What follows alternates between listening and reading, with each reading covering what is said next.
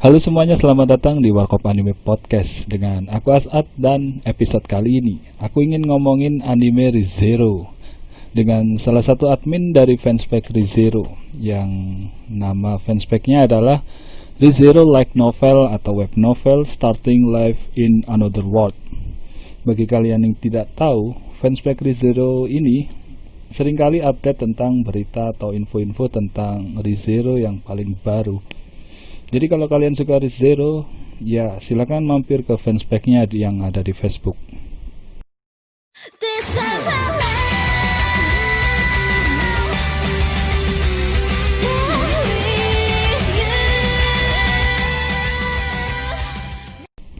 Halo bro, apa kabar? Baik. Mungkin untuk mulai silakan perkenalkan diri dulu aja ya. Gua Ando. Di fanspage gue dikenalnya sebagai Mod Emilia. Udah sih, itu doang. Gue tugasnya di FP doang, di FP Facebook sama grup WhatsApp sama Discord. Oh, yang nge-share info di fanspage kamu ya? Ya. Oh, gue kira tugasmu itu cuma manas-manasin perang waifu kubu AFK. Sering ya, saya di grup WhatsApp ya. Kirain tugasmu cuma itu doang. Oh, enggak. Kalau sering di fanspage, gue akhir-akhir ini yang paling sering keluarin previewnya. Kalau yang share light novel terbaru itu, kamu juga? Kalau light novel ada satu admin lagi. Cari info kayak gitu di mana ya? Kok bisa Ya, kalau cepat ketemu gitu? biasanya sih di fandom di Reddit tuh cepet sih dapat infonya. Mereka langsung ngebocorin semuanya. Sebenarnya anime Re:Zero ini sumbernya dari apa aja ya? Kok kayaknya aku lihat macam-macam gitu. Aku masih agak bingung sih. Ada web novel, ada light novel, lalu apa? Ekstra apa itu ya? Oh, extra story ya. Iya, ada extra story. Kayaknya banyak ya. Emang sih banyak. Kalau di Re:Zero kan emang dibagi. Kalau yang ekstra sama if itu cuma kayak semacam side story doang sih. Utamanya yang dari WN sama LN. Oh, jadi selain WN sama LN itu cuma side story ya? Iya, cuma side story doang. Soalnya pas aku lihat di fanspage-mu itu, terus yang di pin itu, anjir sumbernya banyak banget. Ini aku baca dari mana gitu. Kalau misalnya ada yang mau pengen baca, mending bacanya dari mana ya? Kalau Tergantung nggak sih. tahu. Kalau sebenarnya kalau mau baca, kan light novel kita susah banget nemu ya translate-nya itu gimana webnya. Karena langka banget itu untuk nyari light novelnya Re:Zero. Jadi paling kita nggak baca dari web novel. Karena kan bedanya cuma tipis-tipis doang. Apalagi light novel yang bahasa Indonesia, kayaknya nggak ada ya. Ya nggak ada, susah, Inggris aja susah. Jadi kalau misalnya disarankan, mending baca ke web novelnya dulu aja ya, ke cerita utamanya Web itu. novel dulu. Iya. Sebenarnya kalau web novel sama light novel ini ceritanya sama, cuma diubah beberapa bagian. Jadi web novel ini kayak mentahannya, light novel itu setelah diedit untuk jadi sebuah buku. Oh gitu. Kalau anime, apakah itu alurnya sama seperti light novelnya? Kan kalau aku sih cuma baca dari web novel ya bro. Terus kemarin lihat anime itu sempet bingungnya gini, loh harusnya ketemu Roswell kok belum ketemu, terus malah ketemu Roswellnya setelah Subaru ketemu Echidna. Kayak dibolak-balik walaupun semuanya akhirnya diceritakan. Sebenarnya kalau animenya itu ngikutin ke light novel, bukan ke web novel. Jadi kalau mau bener-bener ngikutin alur, ya bacanya ke light novelnya ini.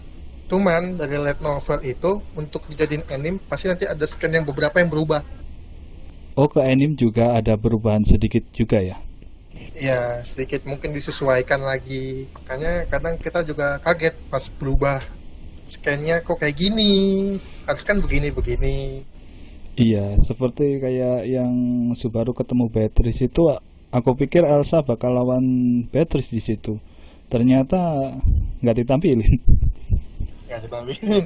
Iya, Sepertinya minggu depan bakal iya, ditampilin. minggu depan kayaknya. Kita nanti jangan tuh spoiler gitu. Oke. Reviewnya besok keluar soalnya. Kalau boleh tahu alasan suka ReZero apa, bro? Gue nyukain ReZero sebenarnya udah lama. Gue unik aja gitu storynya. Kan kalau kita ngelihat rata-rata story-story isekai lain, kan Hmm. langsung overpower begitu ya. Karakter utamanya langsung overpower lah. Iya, umumnya Jadi overpower. kayaknya Overpower jadi instan pula. nah itu makanya jadi alurnya malah ngebosenin. Jadi paling kita cuma nyari, oh ini joknya ada di sini. Kalau anime isekai lain kan begitu. Kalau Hmm. di ReZero beda. Dia benar-benar dimulai sesuai judulnya, dimulai dari nol. Oh iya, ReZero Ya kan? mulai dari Ya, nol. ya, dimulai dari nol. Jadi benar-benar gimana step-stepnya dia buat apa menghadapi sesuatu, gimana dia mecahin masalah. Terus di ReZero gue juga tertarik banyak misteri-misterinya yang memang susah buat dipecahin. Iya, kadang cuma ngode-ngode gitu aja. Ternyata itu, Iya, itu ada lanjutannya padahal. iya kayak anu sih. Misalnya kayak apa ya? Para penyihir. Kalau di anime season 1 itu penyihir itu kayaknya cuma satu sih, Satella ya. Iya. Kalau misalnya Satu nonton, cuplikan aja. iya Satella doang, dan itu pun itu kayak musuh besar yang bakal dilawan. Iya, makanya pasti ada lagi yang lain banyak. Setelah baca novel, kayaknya musuhnya bukan Satella deh. Iya. Kalau ada yang beranggapan kayaknya musuhnya yang namanya Pandora nih. Iya. Menurutmu goal dari anime ReZero ini apa, bro? Apa Susah sih. Susah banget buat nentuin goalnya. Soalnya storynya ya rada gimana ya, naik turun begitu kan. Jadi apalagi alurnya setelah mati ngulang. Ya kita bingung mau nebak storynya gimana ke depannya. apa enggak itu setelah Subaru menjadikan Emilia jadi raja? Bisa jadi mungkin, tapi ya kita nggak tahu. Hanya autor saja yang tahu. Iya, Kang Gacha. Kang Gacha favorit. Kalau aku sih ya suka ReZero itu berdasarkan feel. Jadi apa ya, nonton ReZero itu mulai sedih, marah, pusing, gila itu dapat semua. Sampai stresnya Subaru itu kayak terbawa suasana itu. Kalau ingat yang Subaru di pangku Emilia yang season 1 kemarin, yang tiduran di pangkuan Emilia, itu berasa banget sebenarnya feel-nya. Subaru ngelepasin semua beban-beban dia. Waktu nonton itu sampai nangis loh. Berasa soalnya bebannya kan. Bro, kamu jangan ngompor-ngomporin saya tim rem ini. Oh iya, maaf. Yang Ya, paling nggak apa-apa sih. junjungannya ini. Enggak, sebenarnya waktu nonton ReZero pun, kalau nonton dari awal itu aku juga suka Emilia. Tapi setelah epic momennya rem, auto banting setir, bos. Gue justru kebalikannya. Gue dulu awalnya sukanya si Rem. Oh gitu, kok bisa? Emang dari awal Cuman gara-gara awal-awal itu cuma tertarik karena karakternya yang imut-imut begitu loh.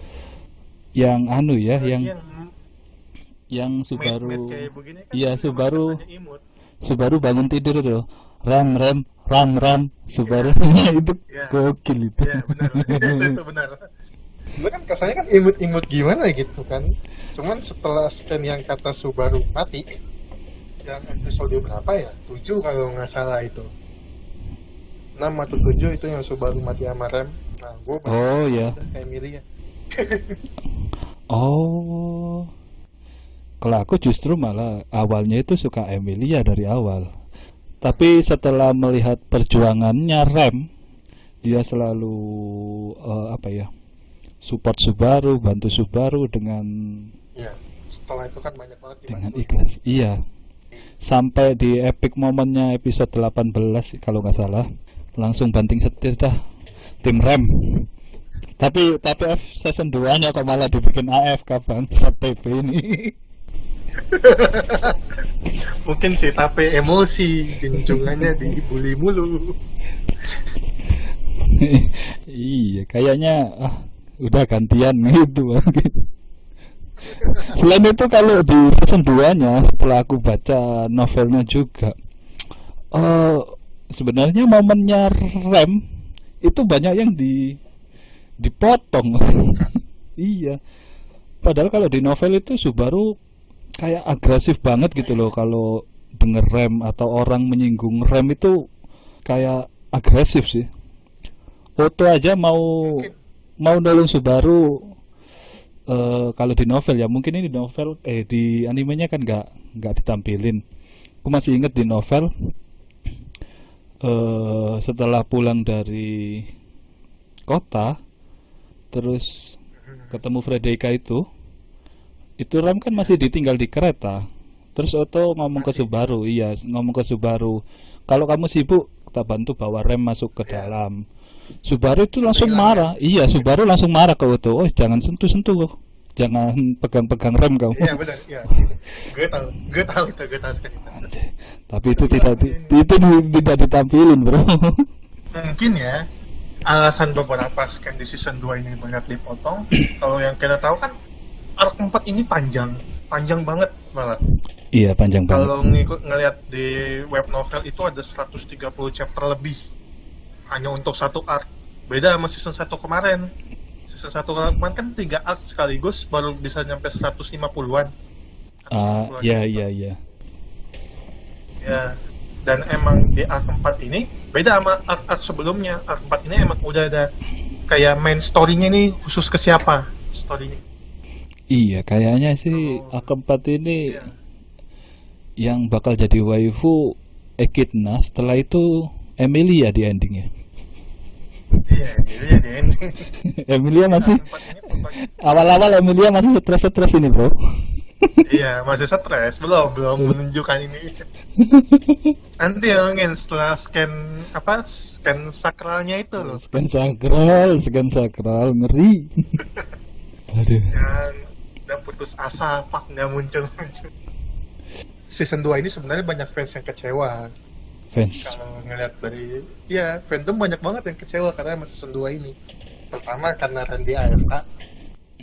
Kedua, katanya penurunan kualitas grafik. Oh, kelihatan turun kah? Aku nggak ngerasain sih. Gue ngeliat memang sih kayaknya sih turun. Detailnya banyak banget yang hilang. Oh, alasan yang kemarin gara-gara corona itu, Bro, yang katanya digarap di rumah itu kan? Iya benar. Yang gara-gara corona kemarin itu ada kan studionya digarap. Iya kan? Ya, di rumah aja. Iya kan, staffnya sudah kayak ngasih info karena corona ini episode mulai dari episode berapa itu digarap dari rumah. Kalau nggak salah dari episode 5 ya, kalau gue sih. Dari episode 5 muncul berita katanya ReZero dibikinnya di rumah animasinya, nggak di studio lagi. Iya, episode 5 kalau nggak salah itu. Itu setelah ujian ya? Kalau episode 5. Waduh, gue udah mulai lupa inget kalau anime. Kalau nggak salah sih setelah ujiannya Subaru itu. Ujian kayaknya. Kalau scene yang nggak kamu suka ada nggak, Bro? Momen yang nggak suka lah kamu tentang anime ini? Ada sih, yang waktu season 1. Yang mana itu? Kalau inget mungkin yang inget ya scan yang di kerajaan itu. Oh, yang mana? Itu paling nggak enak banget. Yang itu paling ketemu Julius. Nggak Julius doang, yang dia scan di kerajaan itu kan lama banget tuh. Ya. Yang perkenalan 5 calon raja itu sebenarnya jatuhnya ngebuang-buang waktu menurut gua.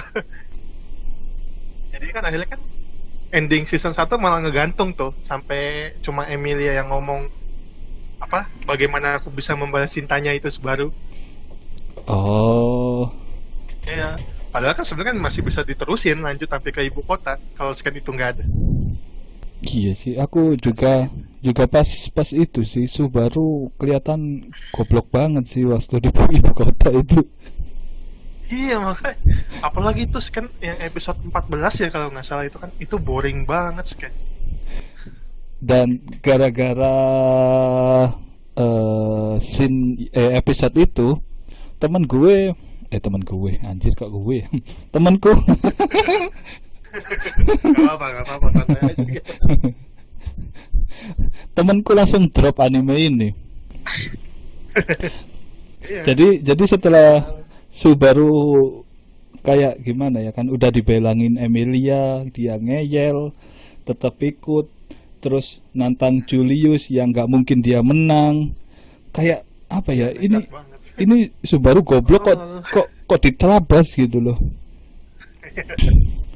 Terus setelah itu Subaru mati mengenaskan berturut-turut. Cuman scan yang setelah lawan Julius itu cukup ngena juga sih sebenarnya si feel-nya. Yang dia ribut sama Emilia di dalam kamar itu ngena banget. Iya, jadi memang kayaknya Julius ini sama Subadrun ada apa ya? Ada ikatan yang sedikit unik ya. Kayaknya dibangun sedikit unik mulai dari situ. Harusnya sih udah mulai. Akhirnya kan temenan kan akhirnya tuh mulai. Iya, Kan sama Julius temenan. uniknya kan mereka temenan tapi Subaru masih benci sama Julius. Iya. Sebenarnya nggak suka tapi tetap temenan karena apa ya? Karena keadaan. Kalau aku sih di Re:Zero ini tertarik sama cerita pemilihan rajanya sih bro, daripada cerita-cerita perang melawan Uskup Agung dan para penyihir ini. Soalnya pesertanya ini unik-unik ya. Coba bayangin kamu tahu kalau calon pemimpinmu itu orang serakah. Kira-kira Itu kayak nggak mau. siapa sih yang mau milih? Iya. Gitu. Dan kayaknya kan semuanya agak unik-unik gitu loh. Jadi ya menarik sih menurutku. Dan kalau melihat alurnya di samping pemilihan raja ini ada apa ya istilahnya masalah-masalah seperti Uskup Agung, lalu monster-monster, itu kayaknya menjadi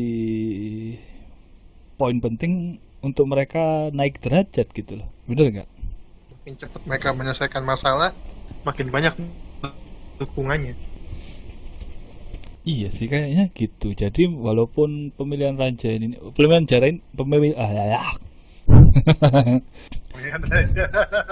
jadi pemilihan raja ini tetap jalan, tapi ada masalah-masalah lain. Jadi selama bisa mengatasi masalah-masalah lain ini, itu bisa mengangkat nama mereka gitu di pemilihan raja ini.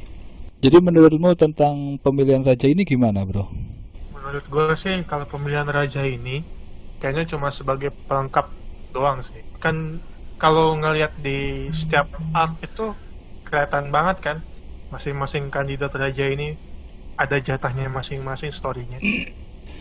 Iya, makanya aku tadi sempat tanya kan, goalnya Re:Zero ini apa? Apakah melawan penyihir ataukah menjadikan calon raja ini menjadi raja gitu loh. Kalau aku sih malah lihatnya ke pemilihan raja. Jadi yang melawan penyihir, melawan uskup, mabes dan lain-lain itu cerita sampingan untuk mendongkrak mereka mendapatkan nama di pemilihan raja. Kalau aku lihatnya gitu. Jadi goalnya, endingnya nanti ya setelah Emilia bisa jadi raja sih.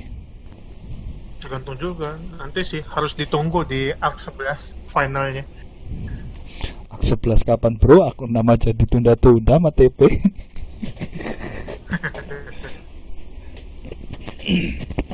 Hanya kan tapi itu dia tukang gacha. Kapan lanjut? Iya nih, padahal lagi seru-serunya ini ceritanya di novel ini. Iya. Tahun ini baru cuma update 1 dia. Oh ya bro, aku pengen ngomongin penyihir di ReZero ini. Nah, Kayak aku dulu ini masih bingung konsep penyihir di ReZero ini. Bingungnya karena di animenya itu kalau ngomongin penyihir itu cuma mengacu pada Satella gitu kan ya. iya, yang waktu yang dikasih tahu Beatrice itu kan. Ah iya. Dan nggak tahu kalau ternyata memang ada penyihir-penyihir lain. Lalu muncul musuh Uskup Agung dengan dosa masing-masing. Ada dosa kemalasan, dosa kerakusan, dosa ini. Ya, iya. Nah pertanyaannya biasanya orang yang nggak baca novel, apakah Uskup Agung ini itu anak buahnya para penyihir ini yang sama-sama dosanya? Gue juga bingung sih kalau buat jelasin uskup sama penyihir ini. Cuman yang pasti para uskup ini punya otoritas dari yang sama dengan penyihir-penyihir ini. Misalnya kayak si Lei kan, itu kan otoritasnya sama kayak Echidna, sama-sama keserakahan kan ya, kalau nggak salah. Apakah Ekidnya juga bisa menghapus ingatan seseorang? Ntar gue lupa itu, harus dicek ke wiki lagi itu sih. Kalau di Arc 4 sih kan nggak ditunjukin. Arc 5 kayaknya juga nggak. Kalau Arc 6 aku nggak tahu. Malah nggak ada. Iya, kalau Arc 6 aku belum baca sih Arc 6. Oh iya, dan kemarin aku sempat nemuin pertanyaan yang cukup menarik sih. Mungkin ini jawabannya bakal jadi konspirasi atau gimana ya. Kan tadi aku sempat tanya apakah penyihir keserakahan itu dengan Uskup Agung keserakahan itu ada hubungannya. Apakah mereka itu seperti kayak bos sama anak buah? Kalau gua ngeliat kayaknya sih enggak. Enggak ya. Kayaknya enggak.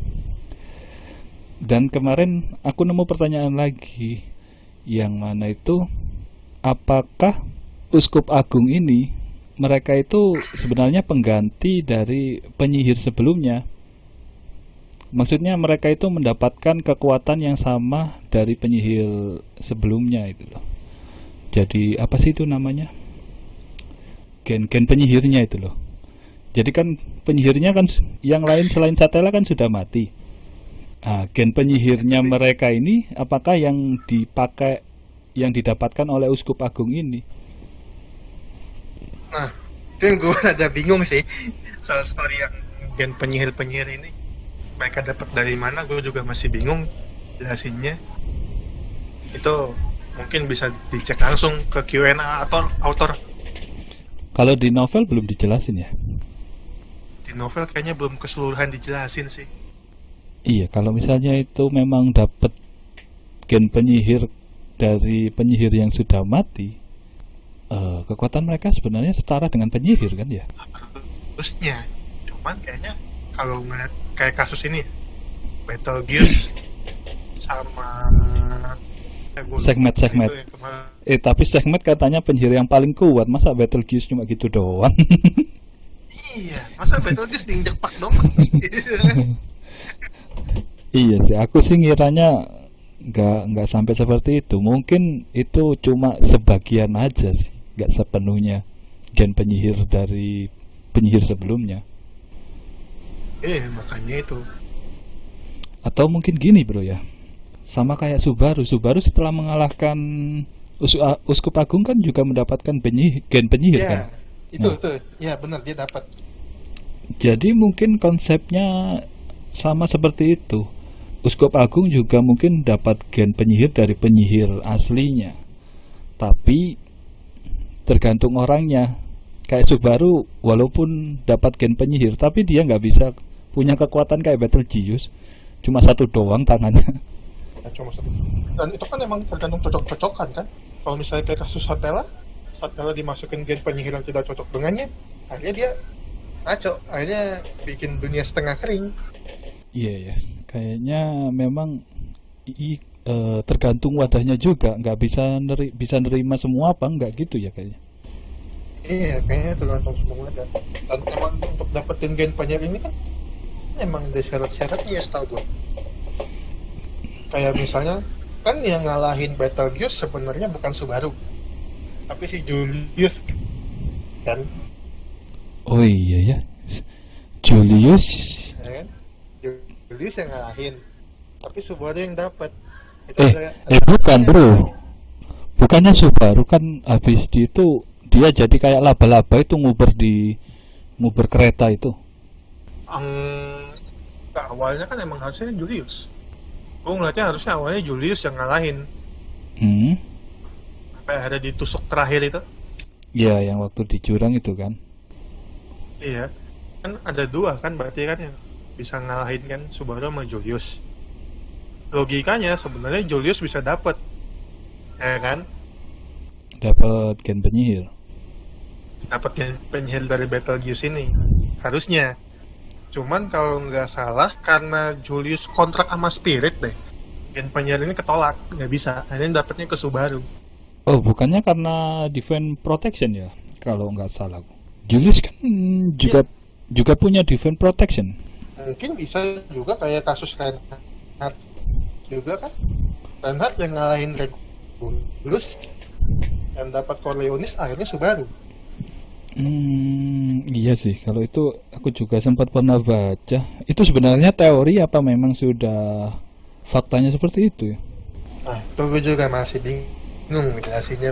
Detailnya cek ke Q&A author, soalnya di wiki gue nggak nemu valid. Subaru itu reinkarnasi Flugel. Itu Gue juga bingung jelasinnya gimana. itu fakta atau teori itu, bro? Yang gue tahu itu masih sebuah teori. Soalnya yang gue lihat kan, yang terakhir gue baca ya, cuma ada beberapa kemiripan doang dibilangnya sama Flugel. Antara Subaru dan Flugel itu cuma ada beberapa kemiripan. Jadi bisa saja Subaru ada reinkarnasi Flugel, atau dua orang yang, atau ini sama sekali nggak ada hubungannya. Kemiripannya seperti apa itu?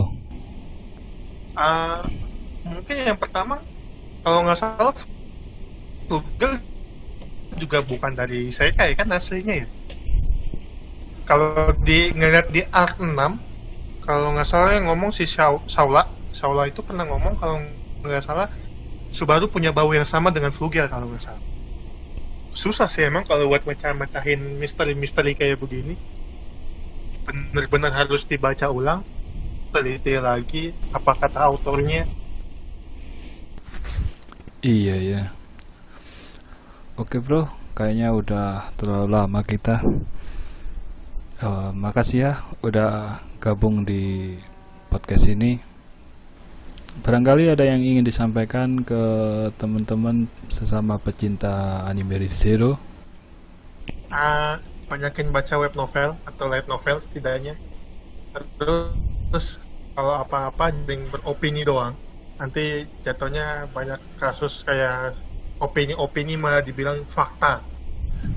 Padahal udah disediain juga kan di komunitas Redditnya Q&A author, bisa dicek lagi nanti ke sana. Nanti gue kasih juga tuh linknya, nitip ya, link Q&A autornya. Oh oke. Aku juga nggak pernah baca Q&A-nya sih. Nanti gue kasih link Oke, thank dari you. autor. Ya lumayan kan, bisa nambahin, bisa ngeliat mana fakta mana bukan. Ya sih bagus itu. Jadi nggak yang pertama bikin teori, orang yang kedua yang dengerin nganggap itu fakta, yang ketiga disebar hoak. Iya, sebar. Maka jadinya hoax. Iya makanya jadi berita hoak itu akhirnya. Iya, makanya itu. Oke bro, masih ada yang pengen diomongin nggak? Oh iya, jangan lupa ya ikutan itu voting soal apa? If yang lagi kita kerjain translate-nya. Voting? Ini adalah if yang hilang. Votingnya di mana emangnya?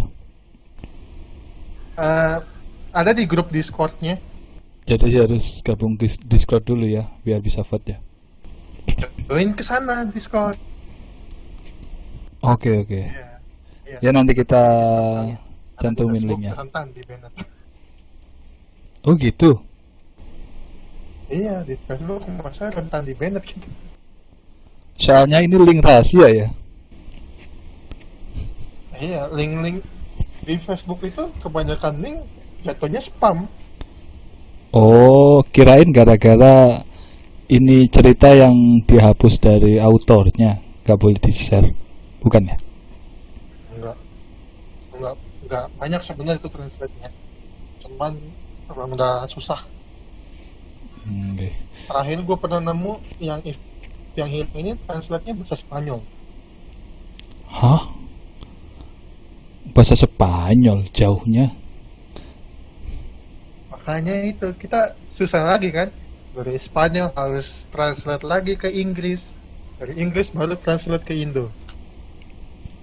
Karena kan kalau dari Spanyol langsung ke Indo kan di translate biasanya suka ngawur. Sama kayak kita translate dari Jepangnya ke Indo. Iya sih. Oke, jadi jangan lupa masuk atau gabung di Discord ReZero Light Novel atau web novelnya biar bisa voting. Karena yang kalian voting ini adalah cerita yang susah didapat, bahkan Hapus oleh author. iya, bahkan autornya sendiri menghapus cerita ini karena ini adalah cerita haram. Haram apa haram, bro? Harem. Haram ya. Kalau Bukan. kalian suka yang kalau kalian suka yang kayak kelakuan si Kazuma, nah ini storynya. Oke, yaudah bro, terima kasih ya. Kapan-kapan kita ngobrol lagi ya. Oke, bisa tinggal diatur kita. Ya, sip, baguslah. Terima kasih semuanya yang sudah mendengarkan sampai di sini. Jangan lupa untuk klik subscribe dan like video ini. Sampai jumpa di episode podcast selanjutnya. Terima kasih semuanya.